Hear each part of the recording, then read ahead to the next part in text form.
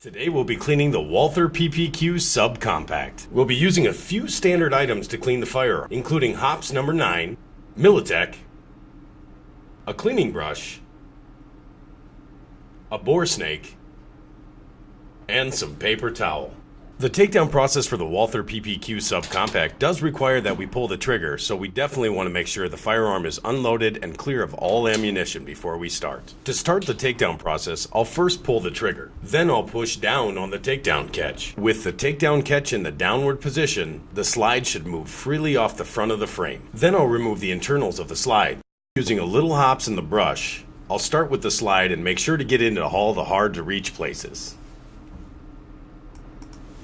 Then I'll move on to the barrel. Using the brush, I'll make sure to clean out the feed ramp and a little bit in the chamber area as well. Then I'll move on to the frame. Like always, the frame is a little difficult with all the parts that it has, but just moving the brush around, I'll make sure to get everything inside of there. After the frame, I'll put a little bit of hops on the brush again and move on to the recoil spring. After I'm done with the brush, I'll grab some paper towel to start wiping everything down to remove any residue and excess hops that's left on.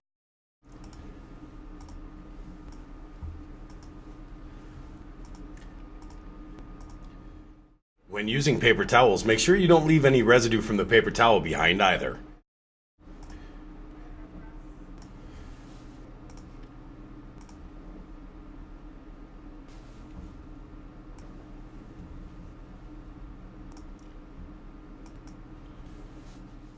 Next, I'll move on to the bore snake.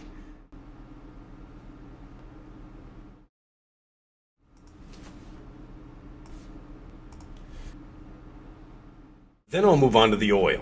I'm going to start with just a drop or two of oil on the barrel and rub it around with my fingers to make sure there's an even coat of oil all over the barrel. Then I'll put one drop of oil on each of the parts that the slide will make contact with the frame. Moving on to reassembly, I'll start with the barrel. I'll place the barrel in the slide, then place the recoil spring back into the slide as well. Once everything is put together in the slide assembly, I'll reattach it to the frame.